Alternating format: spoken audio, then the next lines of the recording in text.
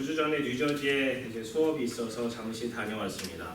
수업을 했던 건물은 역사를 오랫동안 가진 건물이었습니다. 뉴저지에서 두 번째 세워진 교회였고, Church on the Green이라고 알려진 교회였고, First Reformed Church, 더치 계열, 네덜란드 계열의 파란 개혁 교회였습니다. 해켄색이라는 집안 사람들이 네덜란드에서 이주해 오면서 뉴저지에 정착하면서 세운 교회였고, 굉장히 넓은 부지에 세워진 역사가 오래된 교회였습니다. 1686년도에 세워졌고 2015년에 오피셜리 문을 닫았습니다. 조지 워싱턴도 이곳에서 예배를 드렸다 그러고, 한국의 개신교 역사 초기를 썼던 언더우드 선교사도 이 교회에 파송을 받았다라고 이야기를 합니다. 교회 건물은 초창기에 있던 건물이 계속 리노베이트되고 다시 지어지고 1900년대 초반에 다시 지어져서 지금에 이르렀는데, 문제는 에어컨디셔닝이 없어요. 그래서 선풍기 수십 대가 돌아가면서 예배를 드립니다.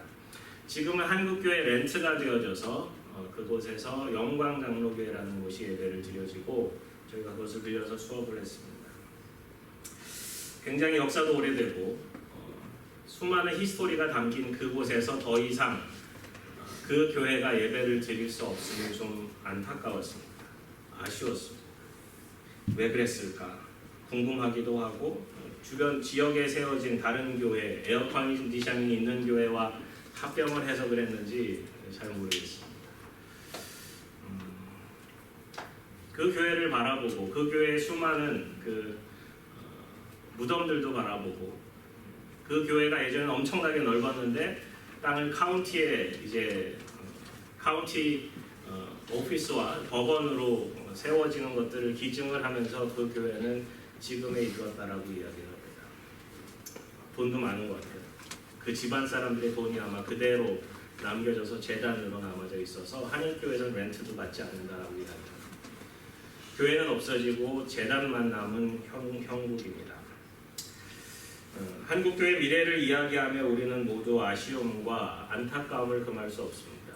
이민교회의 미래를 이야기하면서도 우리가 앞으로 어떻게 될지 아무도 알 수 없다라고 이야기합니다. 2050년 한국교회는 350만에서 400만을 바라본다라고 이야기를 합니다. 1200만 혹은 1000만 정도를 자랑하던 한국교회는 반쪽짜리 교회가 될 수밖에 없고, 평균 연령도 많이 높아지고 있는 것이 현실입니다. 성 어거스틴의 주장대로 수많은 종교개혁자들이 그 말을 빌려와서 했던 그대로 The Reformed Church, 개혁된 교회는 must always be reformed, 항상 개혁되어져야 된다라는 이야기를 합니다. 변화하지 않으면 살아남을 수 없다라고 하는 현대 산업 사회에서 교회들도 변화는 요구되어지고, 주님께서 오늘 본문에 변화시키시는 그 장면을 바라보며 우리는 주님으로부터 배워야 할 것들이 있지 않을까 돌아보게 됩니다. 본문은 굉장히 특이합니다. 공간복음이라고 하는 마태, 마가, 누가복음에도 이 말씀이 쓰여져 있는데, 대부분 그 연대가 예수님의 후기 사역, 특별히 십자가에 돌아가시기 바로 전에 있었던 사역으로 성전 청결 사건이 그려집니다. 마태복음이나 마가복음이 좀 더 자세하게 그려져 있는데 본문은 조금 다르게 그려지고 있어요. 그러면 이걸 어떻게 해결할 것인가? 오늘 본문에 있었던 사건이 예수님의 후기에 있던 사건인가, 아니면 예수님의 초기에, 요한복음 2장에 쓰고 있으니까 첫 번째 표적이었던 물이 포도주로 바뀐 사건 바로 뒤에 쓰고 있기 때문에 예수님의 초기 사건인가 우리는 알 길이 없습니다. 예수님 만나면 물어봐야 될 것 같아요. 예수님 언제 성전을 청결케 하셨어요? 예수님 초기예요, 후기예요? 학자들은 이야기합니다. 초기와 후기 둘 다 있었기 때문에 둘 다 쓰고 있다. 하지만 후기 사건이 좀 더 미닝풀하기 때문에 기자들이 성경을 썼던 마태, 마가, 누가나 후대에 쓰고 있다. 혹은 요한이 좀 더 다른 관점으로 보기를 원했기 때문에 성전 청결 사건, 후대에 있었던 사건을 목적을 가지고 모아서 여기에 기록하고 있다라고들 이야기합니다. 그게 양쪽 다 있었든 후기에만 있었던 전기에만 있었던 우리는 알 길이 없지만, 성경을 찾아보면 이것은 중요한 의미를 가진다는 것은 확실합니다. 지난주에 말씀드렸듯이 요한복음은 2장과 3장과 4장은 지속적으로 예수님의 변화를 일으키기를 원하시는 주님의 마음이 담겨져 있습니다.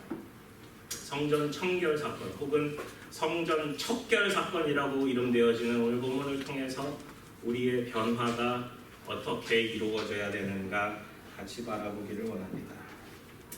첫 번째, 성전을 청결케 하시는 주님을 바라보십시오. 성전을 청결케 하시는 주님을 바라보십시오. 본문은 굉장히 독특하게 시작이 됩니다. 유대인의 유월절이 가까운지라. 유대 관습을 모르는 사람들을 위한 설명이기도 하겠지만 이 유월절이 유대인을 위한 것임을 본문은 그려주고 있습니다. 2장과 6장과 13장에 유월절에 대한 말씀이 더해지고 있기 때문에 유월절은 아마 3번 경험이 되어졌고 적어도 예수님 공생애는 3년 이상이라고도 기록이 되어집니다. 예수님께서 예루살렘에 올라가셨습니다. 예루살렘에 올라가셨다는 것은 그 지대 자체가 높은 지대에 있었기 때문에 보통 예루살렘은 올라가게 되어 있고 거기에 성전이 있기 마련이기 때문입니다. 성전 안에서 소와 양과 비둘기 파는 사람들과 돈 바꾸는 사람들이 앉아 있는 것을 보시고 독근으로 채찍을 만드사 양이나 소를 다 성전에서 내쫓으시고 돈 바꾸는 사람들의 돈을 쏟으시며 상을 엎으시고 비둘기 파는 사람들에게 이르시되 이것을 여기서 가져가라. 내 아버지의 집으로 장사하는 집을 만들지 말라 하시니 제자들이 성경 말씀에 주의 전을 사모하는 열심히 나를 삼키리라 한 것을 기억하더라. 성전은 제1성전 솔로몬의 성전이 있었고요. 제2성전 수룹바벨 성전이 있었고요. 제3성전 헤롯 성전이 있었다라고 이야기를 합니다. 사실 2성전과 3성전은 2성전이 지어진 데다 개축 보수를 한 거기 때문에 사실은 완벽한 제3성전이라고 이야기하기는 무리가 있지만 어쨌든 그렇게 구분을 짓습니다. 성전은 총 3부분을 나눌 수 있습니다. 가장 안쪽에 성소와 지성소가 있는 유대인의 남자들이나 혹은 할례를 받은 이방인들이 들어갈 수 있는 거룩한 공간이 있고 그 밖에는 여인의 뜰이 있고 그 밖에는 이방인의 뜰이 있습니다. 그러니까 성전을 나누는 데 있어서 이방인의 뜰과 그 안에 있는 여인의 뜰과 유대인의 뜰이 다 나누어져 있음을 기억해보고 여기서 장사하는 사람들이 이방인의 뜰이 있었기 때문에 사실은 극명히 나눈다면 성전 그 자체에 있는 것이 아니라 성전의 바운더리 밖에 성전의 큰 테두리 안에 있었던 사람들이 바로 이 매매하는 사람들이었습니다. 당시에 동물을 파는 것과 환전은 불가피한 일이었습니다.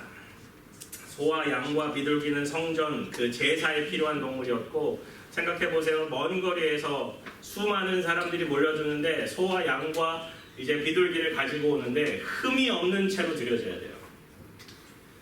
생각을 해보면 저희 가족이 2000년 전에 살았다고 생각을 해보면 저희 집에서 양을 예쁘게 길렀어요. 주님께 드려질 것이라고 더 엑스트라 케어를 했어요. 더 맛있는 거 먹이고 더 털도 예쁘게 깎고 잘해서 이제 데리고 가는 거예요. 가서 하룻밤 자고 이틀밤 자고 사흘밤 잤는데 준이가 거기다 그림을 그리기 시작해요. 혹은 유리나 세미가 싸우다가 그 양을 넘어뜨렸어요. 조그만 흠집이라도 생기면 주님께 드려질 수 없게 되는 거예요. 아마 제사장이나 레위인들이 앞에서 검사했을 거예요. 합격. 이거는 흠이 있으니까 불합격. 그죠? 그 흠이 없는 채로 드려져야 됐기 때문에 그 KS 마크를 짝 찍어야 됐기 때문에 쉽지 않았어요. 그래서 대부분 그 자리에서 흠이 없는 걸로 제사에 드려질 만한 소와 양과 비둘기를 가져다가 그 자리에서 파는 거예요.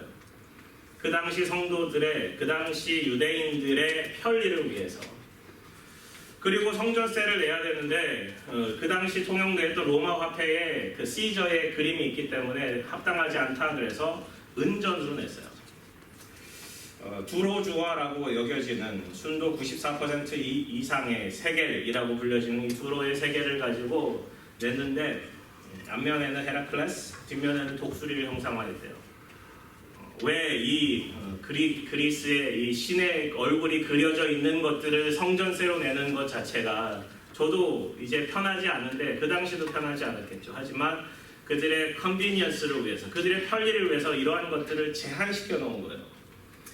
근데 여기서 문제는 뭐냐? 그냥 사람들, 성인들로 하여금 소와 양과 비둘기를 사게끔 만들고 돈을 바꾸게끔 만들면 좋은데 이제 파는 사람들에게 자릿세를 받았어요. 성전에서 일하는 사람들이 약 18,000명에서 2만 명에 달했기 때문에 돈이 많이 필요했어요. 그래서 대제사장들과 서기관들은 이제 머리를 짜내서 소 파는 자리, 양 파는 자리, 비둘기 파는 자리, 돈 바꾸는 사람들에게서 이제 자릿세를 받고 환전에 대한 레이트를 굉장히 높게 둔 거예요. 그 차액은 다 대제사장들과 서기관들이 가져가는 거였어요. 실제로 장사하는 사람들의 장사가 결국 이 성전의 목적처럼 변해간 것입니다. 예수님께서는 당시에 예배를 잘 드리고자 했던 사람들의 마음까지도 청결하고 싶어 하진 않으셨던 것 같아요. 이 사건을 통해서 여기를 장사하는 식으로 마태, 마가, 누가는 똑같이 강도의 불혈, 강도의 소굴로 만들지 말라라고 이야기하시는 것을 바라보면 강제로 빼앗는, 돈을 빼앗는 그 사람들의 잘못된 심리를 주님은 청결케 하기로 하셨어요. 예수님께서 여기는 내 아버지 집을 장사하는 집으로 만들지 말라 요청하십니다. 독특한 표현입니다. 내 아버지의 집, 성전을 내 아버지의 집이라고 표현하시며 그것을 청소하고 계신 거예요. 노끈으로 채찍을 만드셔서 양이나 소를 다 내쫓으시고 비둘기 파는 사람들 그에게 여기서 가져가라 하시고 돈 바꾸는 사람들 돈을 쏟으신 거예요. 그림으로 바라보면, 그림 보여주셨어요? 네. 그림으로 바라보면 저 좀 더 실제적으로 다가옵니다. 그때 예수님의 표정이 어떠셨을까? 온화하고 온순하고 평안한 모습이셨을까요? 아니죠. 굉장히 울그락불그락하고 분노 섞인 모습으로 그거를 청결하고 계신 것이었어요. 성전을 깨끗게 하기를 원하시고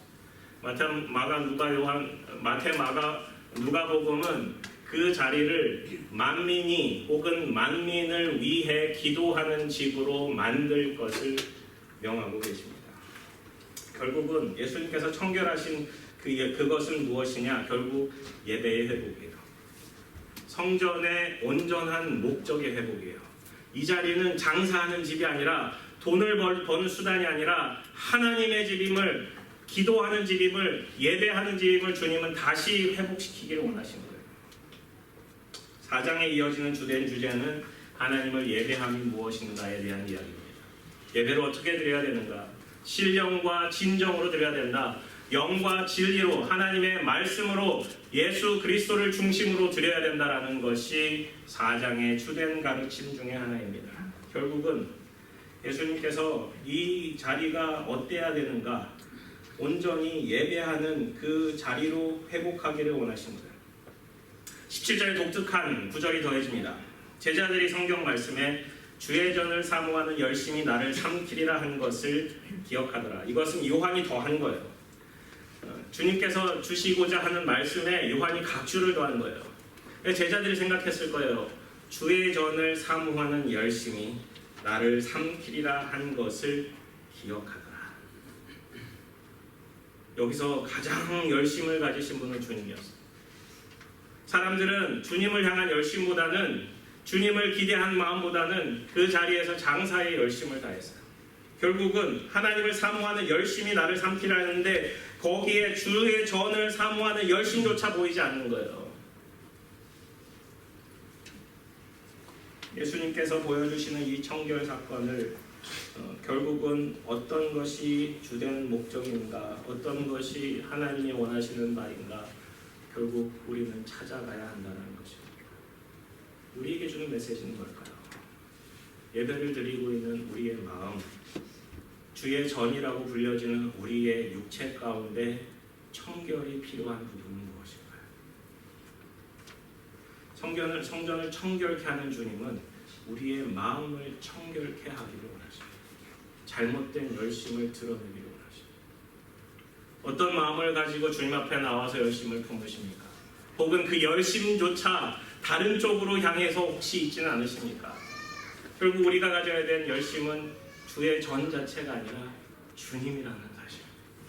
그것은 바로 그 다음에 나오는 유대인들과의 대화 가운데 더 깊이 드러납니다.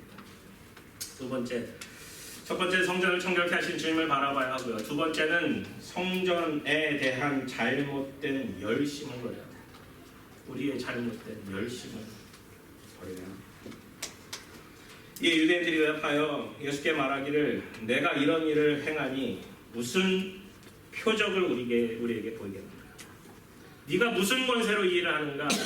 그러면 네가 하늘로부터 온 표적을 보이라 라고 유대인들을 이야기합니다. 이에 대답하여 이르시되 너희가 이 성전을 헐라 내가 사흘 동안에 일으키리라. 예수님께서 대답하신 것이 너무 재밌습니다. 너희가 성전을 헐라. 너희가 지은 이 성전을 헐라라고 명령하고 계십니다. 그리고 나서 예수님께서는 내가 사흘 동안에 일으키리라. 유대인들이 이르되 이 성전은 46년 동안에 지었건을 내가 3일 동안에 일으키겠느냐 하더라.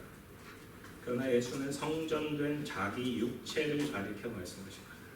이 본문은 우리에게 가르쳐주는 주된 핵심 포인트는 뭔가요? 성전된 예수 그리스도를 말씀하신 것이다 라는 것이죠.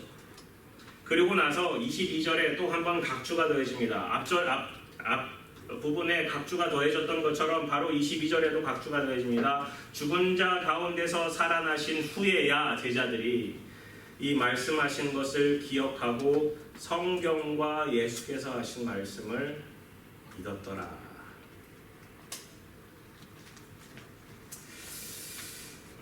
예수님께서는 이 유대인들이 가지고 있는 잘못된 열심을 드러내길 원하셨습니다. 너희들이 세운 이 성전 너희가 허물라라고 명하십니다. 유대인들이 이 성전 46년간 지었는데 어떻게 이걸 허물고 네가 사흘 만에 다시 짓겠느냐라고 다시 꼬집어 얘기합니다. 헤롯은 BC 20년경에 유대인들을 달래기 위해서 당시 볼품없었던 그 성전을 다시 회복하고자 1000명의 제사장들을 석궁과 건축가로 훈련받아 세워갑니다. 돌들의 무게가 70톤에 달하는 그 수많은 돌로 다시 한번 세워졌고 솔로몬의 성전에 비해 볼품없던 스룹바벨의 성전을 다시 한번 화려하고 멋진 성전으로 회복하게 하고자 했습니다. AD 27년에 돼서야 전체적인 왁구가 잘 짜여져서 전체적인 폼이 잘 짜여져서 완공이 되었고 AD 63년에 이르러서야 그 세부 공사가 다 끝났다라고 이야기합니다. 즉 BC 20년에 시작되어서 AD 27년에 이르렀기 때문에 이것이 약 46년간 세워진 공사라고 이야기를 합니다. 즉 46년 동안 세운 이 성전을 어떻게 허물고 사흘 만에 이것을 다시 회복하겠느냐? 불가능하다라는 얘기를 유대인은 하고 있습니다. 근데 예수님께서 하시는 말씀은 뭐예요? 여기 보이는 성전이 아니라 보이지 않는 성전, 곧 예수 그리스도가 진정한 성전임을 다시 한번 말씀하고 계십니다. 성전은 무엇입니까? 하나님 만나는 곳이에요. 예배하는 곳이에요. 하나님과 동행하는 곳이에요. 주님의 가르침을 받는 곳이에요. 그 자리 자체가 주님의 임재가 있는 곳입니다. 예수님의 다른 이름은 임마누엘입니다. 하나님의 우리와 함께 하시다. 하나님의 임재가 있는 곳이 바로 예수님이세요. 예수님을 통해서 하나님께 나아갈 수 있어요. 하나님께 온전한 예배를 드릴 수 있어요. 예수님만이 하나님과 만나는 접촉 포인트가 될 수 있다는 사실을 통해서 예수님께서 성전되어 주심을 우리에게 알려주고 계시다는 사실입니다.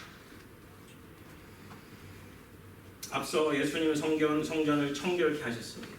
그리고 두 번째 이걸 좀 더 더하십니다. 성전을 막 부셔뜨리십니다.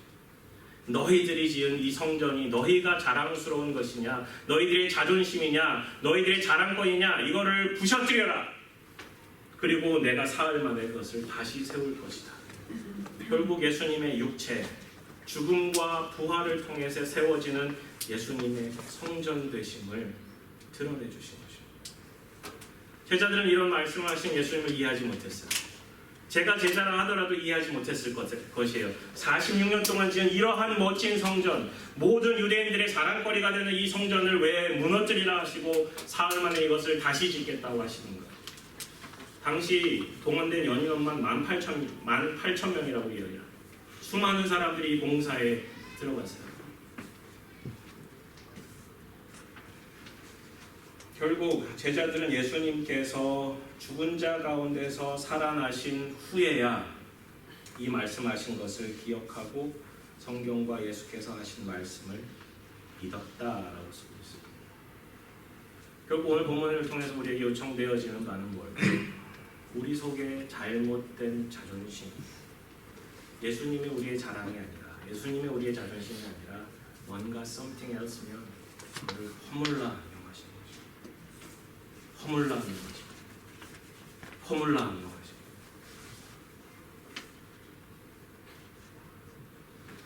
이사야 56장 7절은 마태, 마가, 누가가 인용한 말씀입니다.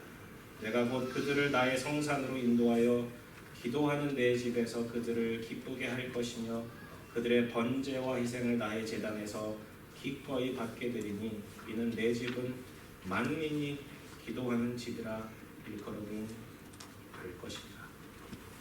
이 말씀을 제자들은 후에서야 기억합니다. 주님의 이름으로 기도하고 주님의 임재가 있고 하나님과 동행하는, 하나님께 직접 나아갈 수 있는 이 은혜가 예수님의 십자가를 통해서 이루어집니다. 유대인이 가졌던 성전을 향한 자랑, 자존심의 문제를 주님은 회파하기를 원하셨습니다. 우리는 어떻게 살아야 할까요? 우리의 자존심은 무엇이어야 할까요? 결국은 우리는 우리의 몸이 성전임을 기억해야 합니다. 고린도전서 6장에 보면 이런 말씀이 있어요. 너희 몸은 너희가 하나님께로부터 받은 바 너희 가운데 계신 성령의 전인 줄 알지 못하느냐. 결국 주님을 만나는 그 자리가 어디예요? 예수님이에요. 예수님이 어디 계세요? 하늘나라에 계시고 어디서나 계시가 우리 마음 가운데 계셔서 우리 육체를 통해서 주님의 임재와 주님의 일하심과 주님의 뜻하심이 계셔야 된다라고요.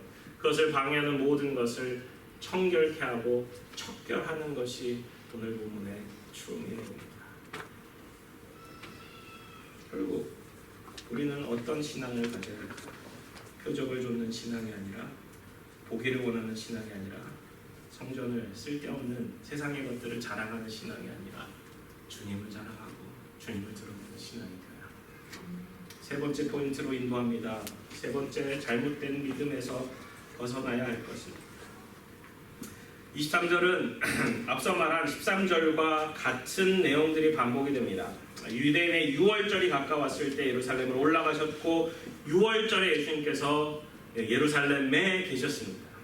다시 한번 반복적인 내용들을 요약해 주는 것입니다. 13절부터 22절까지 일어난 이 성전 청결, 성전 척결 사건을 다시 한번 요약해 주어서 우리가 어떠한 의미를 가져야 되는지, 우리는 어떠한 생각을 가져야 되는지, 우리는 어떠한 믿음을 가져야 되는지 다시 한번 회복시켜 주는 거예요. 변화된 믿음이 필요하다. 바로 앞절에서 물이 포도주로 변한 것처럼 정결 사건에 필요한 그 물이 예수님께서 허락하시는 포도주로 예수님의 피로 바뀌신 것처럼 우리의 삶에 그러한 변화가 필요한 것을 다시 한번 요약해주고 있습니다. 6월절에 예수님께서 예루살렘에 계시니 많은 사람이 그의 행하시는 표적을 보고 그의 이름을 믿었으나, 유대인들은 표적을 구합니다. 우리에게 하늘로부터 온 표적을 구하라. 하지만 그 당시에 보여주시지 않고 그 이후에 6월절에 예루살렘에 계시면서 예수님은 많은 표적을 행하셨어요. 요한은 그것을 의도적으로 기록해주지 않습니다. 병자를 고쳐주시고 귀신을 내어 쫓으시고 하늘나라의 그 멋진 그 일들이 이 땅 가운데 이루어지는 그 역사를 보여주셨지만 요한은 단순히 표적을 행하셨다라는 기록으로 남겨둡니다. 그게 중요하지 않다는 거예요. 뭐가 중요하냐? 예수는 그의 몸을 그들에게 의탁하지 아니하셨다. 이 의탁하다라는 단어가 바로 전에 그의 이름을 믿었다라는 단어와 같은 단어예요. 이걸 바꿔 말하면 많은 사람들은 예수님의 표적을 보고 믿었으나 예수님은 그들을 믿지 않으셨다는 거예요. 너희들이 믿음이 있냐? 나는 너희들을 믿지 못해. 이 얘기예요. 너희들이 가진 그 믿음이 표적에 의거하고 있기 때문에, 보기를 원하는 신앙이었기 때문에 나는 너희들을 온전히 믿지 못해. 이는 친히 모든 사람을 아시며 또 사람에 대하여 누구의 증언도 받으실 필요가 없었으니 이는 그가 친히 사람의 속에 있는 것을 아셨습니다.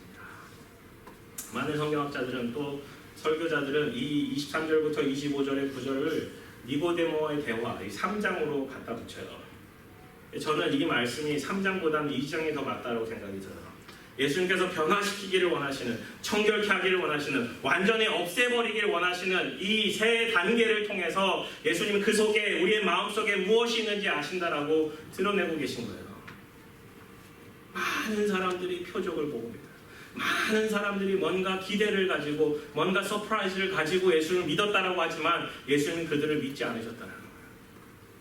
우리의 신앙은 과연 예수님이 인트러스트하는, 예수님이 온전히 신뢰하는 믿음인가 돌아보아야 한다. 우리의 믿음의 베이스는 무엇인가요? 우리의 믿음은 변화를 요구하는 주님의 요구에 단순히 맞춰가는 신앙인가요?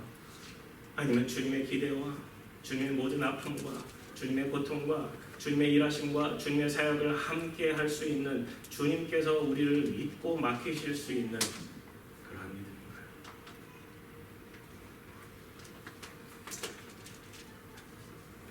친히 모든 사람을 아시고 누구의 증언도 받으실 필요가 없었고 그가 친히 사람의 속에 있는 것을 아셨기 때문에 예수님께서는 믿으실 수 없으셨어요. 위선입니다. 믿음 자체가 위선입니다. 위선보다 더 위험한 것은 없습니다. 주님은 저와 여러분을 온전히 신뢰하실 수 있을까요? 주님의 몸을 우리에게 의탁하시며 맡기시며 온전히 믿어주실 수 있을까요?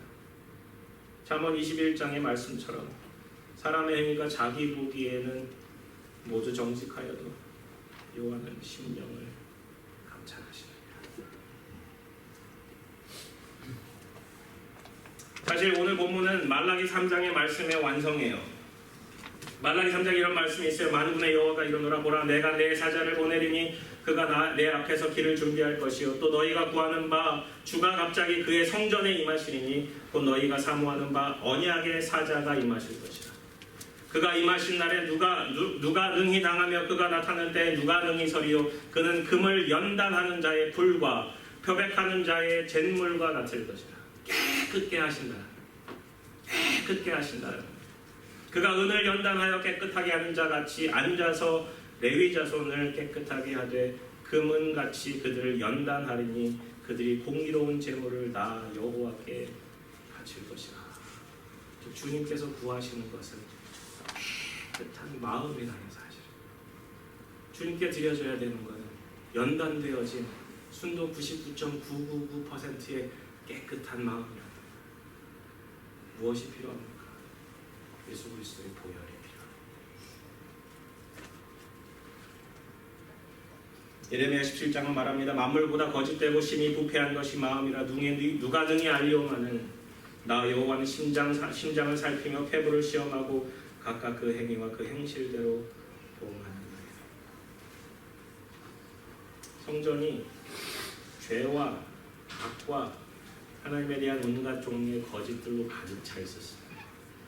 예수님께서 청결케 하셨지만 다시 장사한 사람은 예수님 살아시면 그 자리로 다시 돌아왔을 거예요. 다시 그 자리로. 우리는 예배를 드리면서 깨끗게 하기를 원해요. 주님은 온전히 신뢰한다고 고백해요. 주님께 나아가요. 하지만 며칠 지나지 않아서 그 자리에 소와 양과 비둘기 파는 것처럼 우리의 죄와 악과 하나님을 향한 적대감이 그대로 있는 것을 수없이 바랍니다.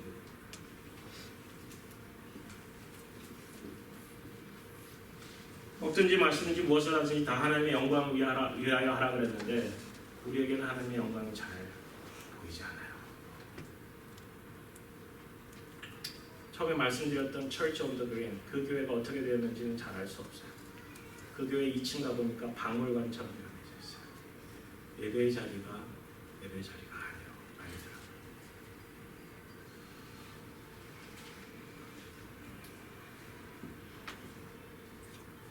예수님이 영광을 받지 않으신다면 우리는 참고 살아갈 수 없는 존재들이 되어요. 그저 바라보는 것이 아니라 예수님께서 하셨던 거룩한 분노가 우리의 것이 되어요. 주님의 법을 지키지 않는 사람들을 바라보며 내 눈물이 흐른다라는 시편 119편의 말씀. 그리고 우리는 소와 양과 비둘기 파는 사람들을 수없이 교회 안에서 바라보고 우리 삶 가운데 바라보고 그저 내버려둘 때가 너무 많습니다. 우리는 포스트 모던의 사회에 살고 있다라고 이야기합니다. 포스트 모던의 한 단면은 루키즘이라고 해요. 루키즘. 보여지는 것. 그래서 성형수술, 플라스틱 서저리도 더 많아지고 패션에 더 많은 관심을 보이고 그러니까 포장하는 것에 더 많은 관심을 보이고 그에 대한 역작용으로 진리에 목말라 합니다. 어떤 것이 진짜인가 찾아가기로 합니다. 진짜를 찾은 사람은 진짜를 찾지 않아요. 진짜가 뭔지 알아요. 하지만 진짜를 찾지 못한 사람들은 여전히 우리는 진짜를 찾아가고자 합니다. 왜? 내 안에 진짜가 없기 때문에. 청소하셔야 돼요. 청결케 하셔야 돼요. 그리고 순전한 마음으로 주님을 바라보셔야 돼요. 하나님의 영광이 우리 가운데 온전히 드러나요. 우리의 삶은 마치 정결의식에 필요한 물통에 들어온 물과 같은 삶을 살아갑니다. 주님의 변화가 필요합니다. 주님의 변화케 해주시는 그 역사가 필요합니다. 3장에서는 그 변화를 거듭남이라고 설명하고 있어요. 다음번 설교입니다. born again, 완전히 죽고 완전히 사는, 그리스도와 물속에서 죽고 그리스도와 함께 살아나는 그 침례의 진정한 의미인 그 거듭남을 주님은 강조합니다. 거듭나지 않으면 변화될 수 없습니다. 지난주 한 분이랑 같이 교제하면서 그러시더라고요. 목사님 왜 이렇게 안 변할까요? 왜 이렇게 안 변할까요? 저도 답을 잘 모르겠어요. 왜 이렇게 우리는 안 변할까요? 오늘 본문을 통해서 알 수 있는 것은 주님께서는 우리 마음을 깨끗게 하기를 원하십니다. 욕심을 버려요. 예수님께서 말씀하신 것처럼 사흘 만에 세우신 예수 그리스도의 성전 되심을 기억하고 예수님을 바라보아야 합니다. 예수님의 주되심이 우리의 가장 핵심이 되어야 합니다. 잘못된 자존심과 가치와 욕심을 버려요. 표적을 구하는 믿음, 연약하고 흔들리기 쉬운 믿음에서 벗어나 주님의 은혜만을 구하는 믿음, 주님과 동행하는 믿음, 주님을 전심으로 신뢰하는 믿음으로 나아가야 합니다. born again 크리스찬으로 나아가는 그건 우리는 변화는 기대합니다. 오늘 이 말씀 아침에 다시 묵상하면서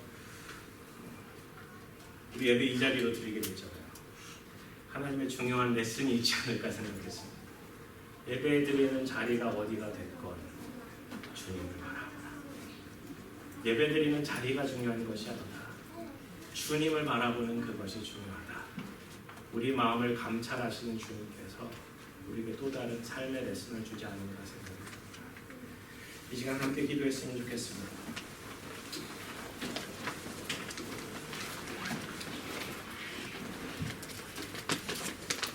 하나님 아버지, 주님 성전을 청결케 하시는 주님을 바라보기로 합니다.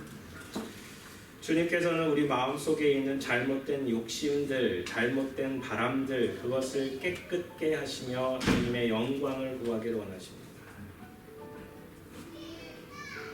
주님의 전을 향한 열심이 주님을 바라보지 못하게 만들고 주님을 삼켜버리는 그 역사가 혹 우리 가운데 있지 않은지 성령님께서 돌아보게 만들어 주시고 46년 동안 지어졌던 그 자랑스러운 성전을 부시라 이야기하시는 주님을 바라보며 우리가 정말 바라봐야 할 건 성전 자체가 아니라 주님임을 기억하게 됩니다. 주님은 우리 속에 있는 모든 것을 다 감찰하시고 아신다고 고백하십니다. 우리는 그것에 온전히 반응하여서 우리가 변화되는 삶이 아니라 변화하는 삶이 아니라 주님께서 변화시켜달라고 주님께 내어드리는 삶이 될 수 있도록 하나님 도와줘 주시옵소서. 주님 감사합니다. 모든 말씀 예수님 이름으로 기도드렸습니다.